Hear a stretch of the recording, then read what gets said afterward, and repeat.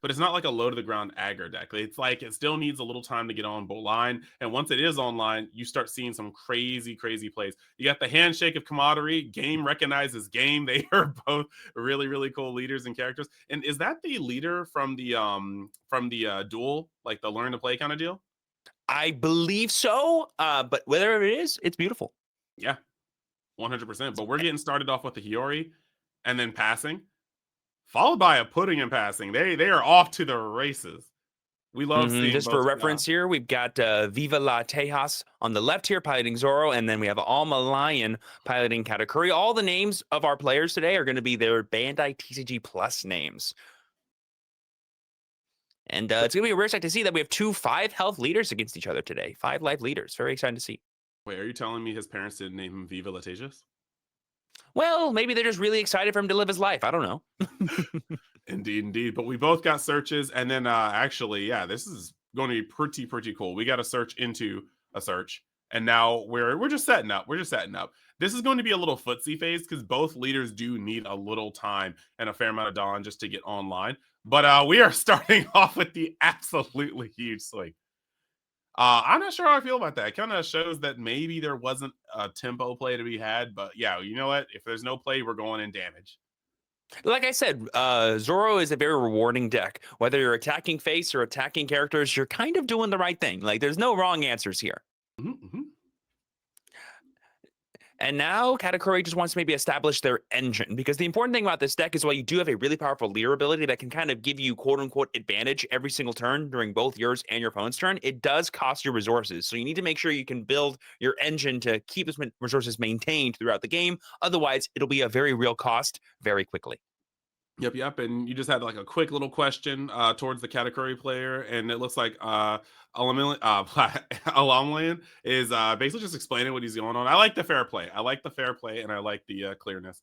But we are actually We have getting Oven a coming Charlotte down Oven here. coming down. Yeah, this is a really neat card here. Basically allows you to rest the character, and then you can reveal cards from the top of your opponent's deck. If the revealed card has the chosen cost, basically you'll say what kind of cost it is. KO up to one of your opponent's characters with a base cost of 3 or less. So it's basically a removal piece for this deck. And because Charlotte Katakuri is the master of observation hockey, you can always know what the top of your opponent's deck is by attacking or during your opponent's turn. Yep. And what we saw here was a blind. Oh, well, not a. There we go. Not a blind. Sorry, he did minus the Dawn. That's actually really cool. And then we got the Dawn back because we did set it up. So even though it's not like the Hiyori was doing crazy things, it is nice just to have that momentum play and get rid of the body for later. Yeah, it is running that the Oven also adds you a Dawn back when you do that. So basically, if you spend the Dawn minus of the Katakuri to use the effect, you can get it back by actually accomplishing the effect and increasing Katakuri's power in the process. All upside, basically. Yeah, we love synergy, and there is no tighter synergy than family, apparently. Like this is pretty cool. So now we're back over to Zoro's turn, and this is, I mean, he's starting to get rolling. Katakuri's starting to get rolling, so you really want to bring that momentum back. Oh, there we see a Kuina coming down here. This will allow you to rest your character to KO one of your opponents, or sorry, rest one of their 4 cost or less cards and then attack into it. Basically being a way for you to actually aggress those characters that you want to be doing as Zoro at all times. yeah, I definitely stumbled on her name because it's been like 18 gajillion years since I've seen her name on any sort of media. Kuina. Yeah, but yeah, that's good momentum play. You really want to be able to attack your opponent's cards so you can get your leader effect off and just be very aggressive. And this is the Unga Bunga board control that Zoro is capable of. I'm swinging at everything. Like, yeah, but it's going to be interesting how this plays out, because the purple Katakuri deck is known for having a lot of sticky characters like this Sparrow here. So basically, this card is going to be very awkward for Tejas to deal with. yeah, but there we see the huge attack 7K into body. the Kuina. Yep. Yes. And then like the Parasparrow of old, basically, if it goes away, you can get value out of it too, which is nice. Yep. And we're checking the top card of the deck. Knowing what your opponent is going to draw every single turn is a crazy amount of knowledge, because really only the first 5, 6, maybe depending on the plays, 7 cards of your opponent's game are not known knowledge. And that allows you to play out a lot more efficiently. Not to mention Katakuri's got a full grip. So far, like the couple attacks that Zoro sent his way have not really been feasible to counter out of. So his hand is just growing at this point. But having a Parasparrow on the Mhm. board, yeah, with that 7, that base 7 is going to be a huge push for the game. Here we're going to be activating the effective Parasparrow, going to be discarding a card and declaring a cost, revealing the top of the deck. If it's correct, you're going to draw a card and add it to 1 Dawn from your Dawn deck as active. This is that advantage engine I was talking about that you kind of want to have with this deck. We're going to reveal the Perona. I believe we called 1. Hopefully, Alama Lion called it correctly after seeing it earlier. If we didn't, there are But the important thing problems. about Parasparrow is you do get the Dawn active, which is really huge because it lets you play cards like Pudding from your hand. Yeah, this is actually going to be pretty explosive. I love the synergy of this deck, and we are seeing the Katakuri come out to his hand from another pudding, and nah, he is off to the races. Ooh, and there we see I believe that's Charlotte Anna? No. Anana, Anana. yeah, Charlotte Anana. Anana. All the Not a funny names. crazily known character, but I mean, it gains blocker if she is not the only big mom pirates on the board, and she is not. So now Ooh. it's even kind of worse because even if Zoro is able to get an attack off, if that Zoro tries to use his leader effect and tries to get at your leader, you can at least throw a blocker in front of it. So that's probably going to be one of the first cards that gets tapped and swung on just to make sure it can't get in the way when Alamalan wants it or Lamlan wants it versus when Vivo wants to get off. So yeah, you have the pudding coming down, or no, the Parasparrow. Wow, this Parasparrow. All these P names, the Perona. You have the Perona Perona. coming down. I just went through my Hilarious. Rolodex of P names. And yeah, he's just gonna try to sculpt that hand because this field is starting to quickly get out of control. It's not like everything on the board is a sheer threat, but Parasparrow is going to essentially be a damage a turn unless he wants to start devoting Mad Hand to it. The blocker is crazy, but we are indeed picking up That's Two Sword Splinter. Style Yep. Rashomon. That's a really powerful event card that you can add to your hand here. It's going to be useful for maybe dealing with some of these pesky, under forecasted cards. Like you said, that blocker could be used to protect something bigger down the line, but I doubt Alama Lion is going to be attacking with this Parasparrow at all unless we have the 8-drop Katakuri established to let us Mhm. basically activate all of our cards. But we'll see how the turn goes out, I guess, or the game plays out. That's fair enough. I think the blocker makes him a little bit easier to go, but he's got that Katakuri in hand. So like I think Mm-hmm. I think we are about to see that curve play out quite nicely. And I was talking earlier about needing an engine to make sure that these Dom minus effects don't actually cost you anything. That card, that's one of them. Yeah. I mean, it's almost as if this guy is about to go absolutely crazy. But we are getting the Cavendish. Hey, it's everyone's favorite 3-drop, Cavendish. That's awesome. Yeah, Cavendish has aged like the most exquisite of wine. This character has just been a green staple since the jump, and I don't see Yeah, that changing. Like it would yeah. require a limited or restricted list for him to not be in every green deck, pretty much. EBO1 did green quite well. But here we see just 7 coming out from the leader here. Not enough to activate the leader ability, so we could block this if we wanted to, but we're just going to take it as Alama Lion. Usually when you're a 5 health leader, you can take the first 2 hits, no problem. It's basically just 2 extra cards in your hand. We love that. Yeah, yeah. He shows no fear taking this. Has a blocker, didn't need to use it. Now we are up on 8 Dawn and ready to start playing some haymakers. Meanwhile, Zoro, it's like yes, the Cavendish has been put down. But I Mm. guess at the same time, because Zoro is still looking to be at full life almost, if not full life, I believe, he's actually just pretty much in a good position just to do what he needs to do. He's not really worried. Yeah. Yep, so there we see the 7-drop pudding coming down, going to get that Dawn minus, draw a couple of cards, and then we're going to play another Big Mom Pirates from our hand. Going to go ahead and get rid of the pudding that's already on our on our field to make room for the 8-drop Katakuri. Oh my goodness, they are Yeah. here.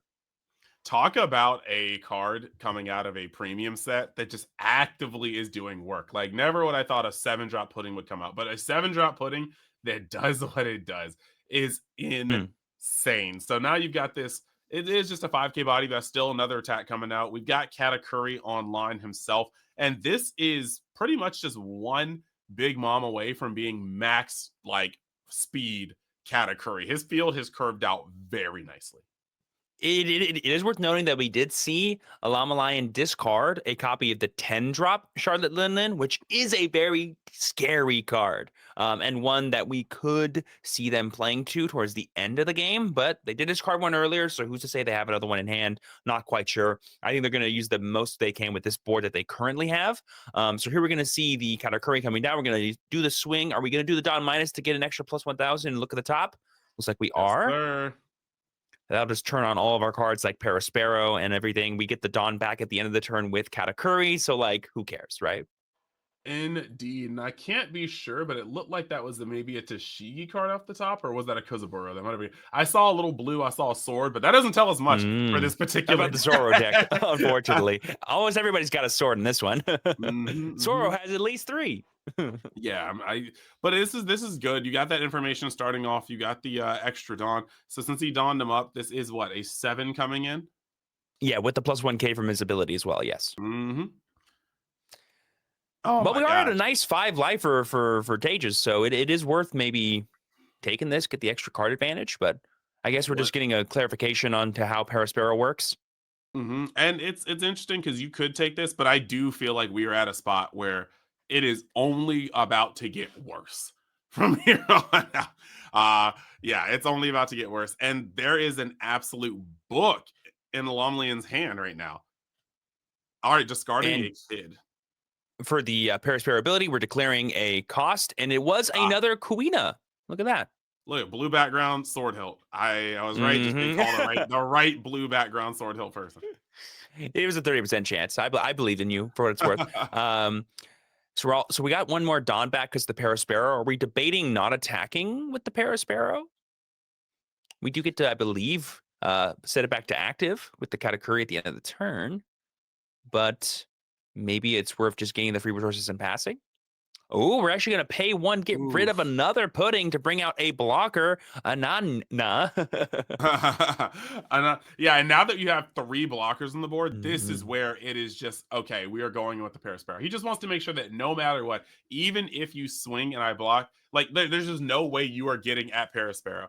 And then we're going to untap it with the categories effect. This is wild because now we're starting to look Mhm. almost like borderline. It is an inevitability that we are about to just grind out your life pool every turn that you Yeah. don't.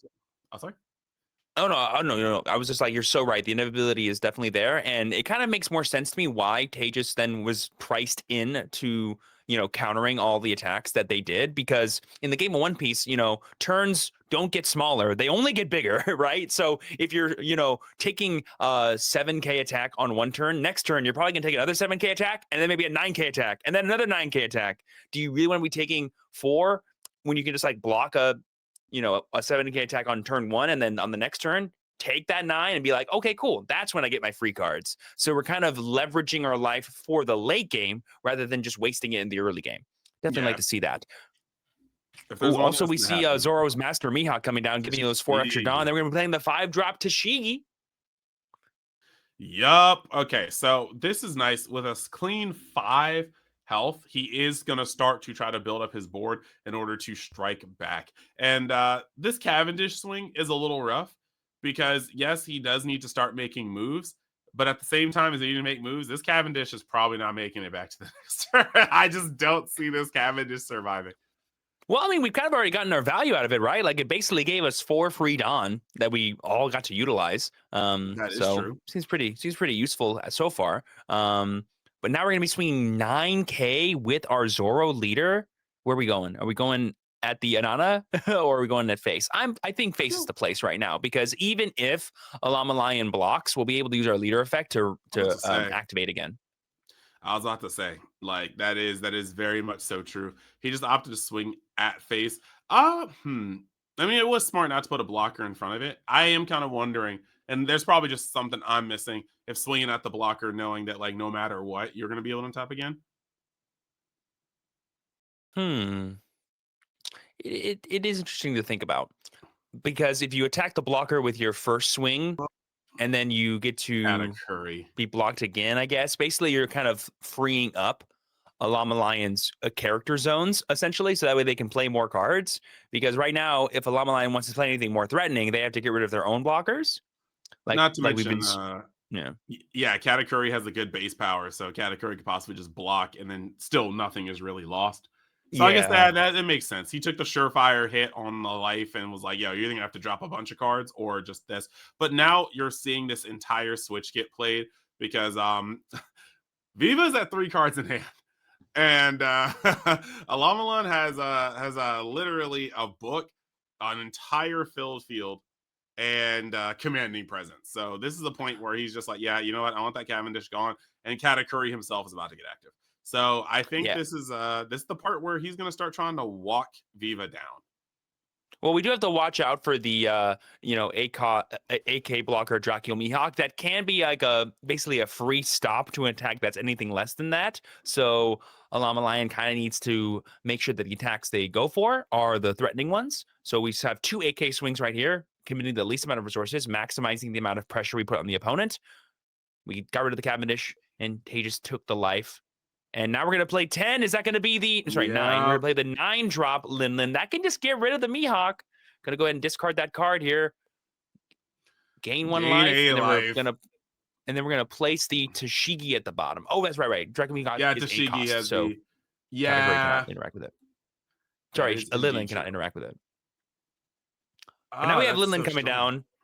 And as we know from the restriction list, the combination of Katakuri and Linlin is quite powerful. Only a little bit. It's only something slight.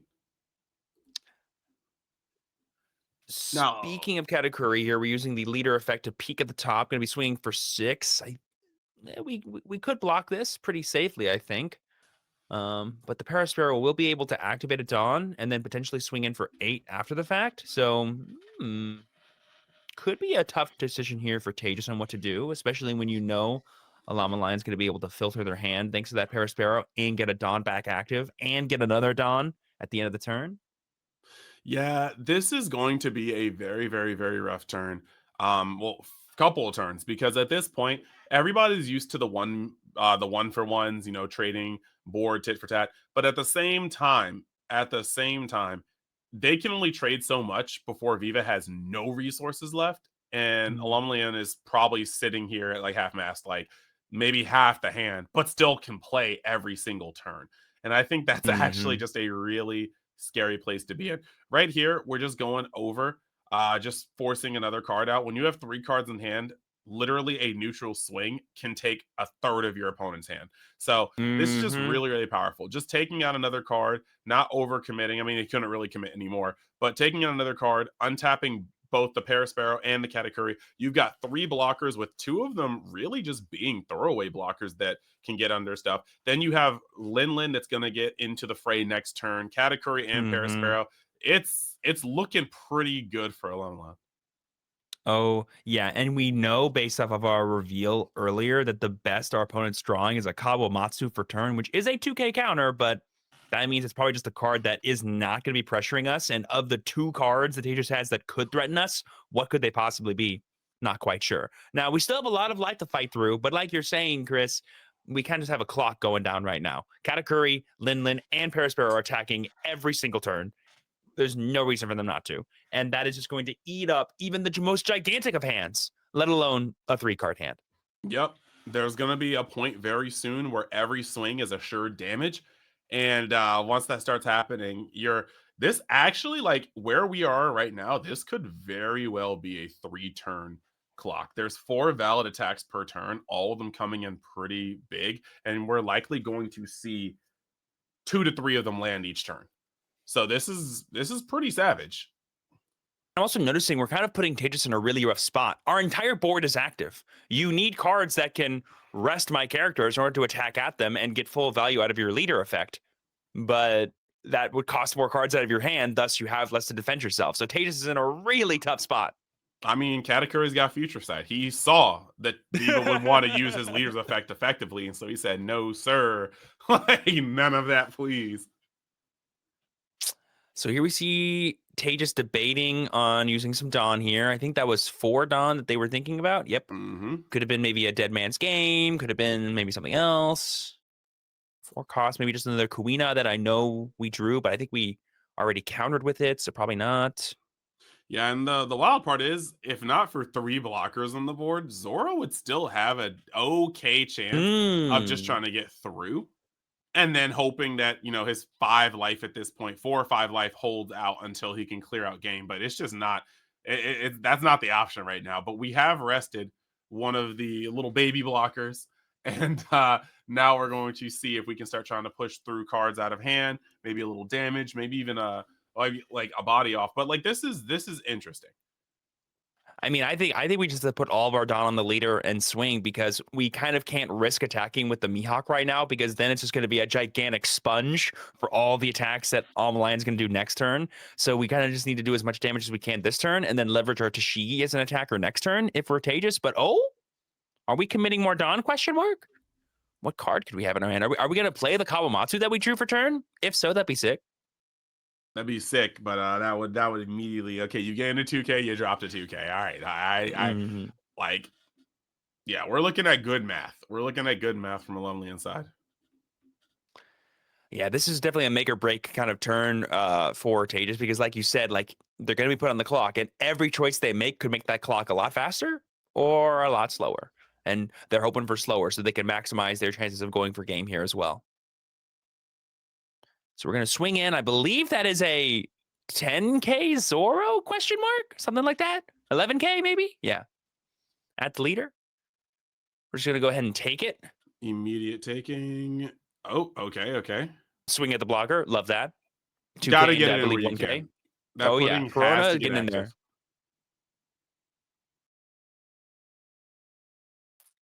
Like I said earlier, though, we did just free up a spot for a Llama Lion to play more characters from their hand, for what it's worth. I mean, that is true. That is true. But we gotta get some of these off the board while we can. We are in a very uphill battle, and is that Mihawk swinging? Oh my gosh, The that Master's coming is in. huge because yeah, we're just gonna let that get chumped. Um, Yeah. This feels to ooh, me like Tejas is leveraging their life total. They're like, I know I'm not going to lose next turn. So I need to force the issue now. And then on the following turn, I can maybe get 2 attacks minimum with my Tashigi and my Zoro. And if you want to attack with your entire board, you better play another Katakuri. Otherwise, I'm attacking one of your characters next turn too. So yep. I think I can see where he's coming Oh, out from. And oh my goodness, what did I need to play? Alum Alliance asking themselves, they're like, did I need to play another Katakuri? Okay, give me a second. Let me just use this pudding here real fast. Dawn -2, draw 2. And then what am I going to play for my hand? Ooh, I wonder. Ooh, I wonder. yeah, that you had to feel bad the moment you saw that the resting of Seven Dawn. And Ooh. now we have got another Katakuri. Um I don't want to Shnikes. I don't want to count Viva out, but this is probably the worst thing you wanted to see. The draw 2 into Yes. another Katakuri. Now we'll be able to go so hard with the board while being able to untap everything. Now that Mihawk is getting faded and it's not even a second thought. You're about to probably lose the Mihawk, and if you do save it, that's a third of your hand gone again. The Mihawk does end up going, and this is gonna hurt. This is gonna hurt. The prone is probably just gonna get clapped just because it's rested. Like, Mm-hmm. and let me see where this goes. Because I would assume that Katakuri is just gonna punch over Perona. Alum Milano almost grabbed their life as their hand. They're like, this is too small. This is my hand. Yeah, I would not have my hand there because the option of accidentally grabbing your life and potentially causing like a huge warning to even worse happening in the game, that's not worth it for me. But yeah, and we're actually seeing the Parasparrow discard another Parasparrow to check the top Ooh, another card. Tashiki. Yup. But for what? Uh, Like for on a what right now? on a board of all 6 cost minimum characters, Tashigi doesn't look so hot all of a sudden. Yeah, no, this is rough. So we got the Parasparrow cycle plus the extra Dawn. We still have, in theory, 2 more attacks here. We're going to be swinging 8K at the leader with one of them. Going to be taking that life as Tejas. Are we going to swing another 8K? Yes, we are. And we're leaving 2 Dawn active, potentially. And then we're going to be able to potentially, at the end of the turn, Ooh. activate 4 I Big mean, Mom dude. Pirates. And oh my goodness, We're gonna get rid of another pudding. Puddings are always being sacrificed. Oh my But then we see the gosh. 2-drop Katakuri. That's gonna be able to play another 8-drop Katakuri from hand. Nah, Oh bro. my goodness Look, gracious. look, look. This man is going crazy. And then the Katakuris activate their effects and put the Katakuri and the Big Mom to active. This is Dang. the Parasparrow, the Dang. Katakuri, and the Big Mom active. This is one of those look up at the sky, close your eyes, let the sunshine hit your face, because like you know where this is going. It is absolutely insane that there are 3 absolutely huge blockers on board that can all go sideways. There is only going to be one thing per turn. Like that, I just look. Correct me if I'm wrong. Correct me if I'm wrong, but Katakuri is Mochi, right? Yes, he has the Mochi no Mi. I have never been so afraid of Mochi in my entire life than looking at this board. Look, then you're gonna learn Normally something a today. sweet treat. Not right now. Not right now. It's not. Oh, it's sweet for a Lumleon. Look, we got this. Yeah, you like since Katakuri can set up to 2 Big Mom Pirates to active. This means that next turn, every single thing on the Lumleon's board is going sideways and then being set to active at the end of the turn. This is okay. Well, this is at least something. We accounted for this. We accounted for this by playing 3 Katakuris on our board in case a Dead Man's Game came out to rest 2 of them. So we're going to need another one here if we want to stop this currently active Katakuri, which we're probably going to save for a potential game-winning swing. And right here, what we are actually seeing is, Tashigi looking like Tashigi's going for life. And once it gets blocked, we're actually seeing Zoro shoot in. But the other part about this is that Lumleon literally has 19 billion cards in hand. So, like, I mean, we like, take this life. Yep. We do. Like, what else is going to happen? He's going to try to swing in for another attack of the same. And if you can block the first one, if you can counter out the first one, then you can definitely get out the second one. And I think this is not even like, yeah, nah. That is. So we're gonna use. So we're gonna use leader effect here. We're gonna go ahead and peek, and then we're going to go up to 6, and then we're gonna block 9 against that 8, stopping the attack. Good old counter. I will say him checking the top card of the deck and then counting out of it is nefarious too. Like this is what. Well, you do gain 1K of power as well. Yeah. So like it is also a defensive effect. 100%. So it's not like, oh my god. But it is also nefarious. You're right. Like, let me see how doomed you are. He said that card don't even matter, to be honest.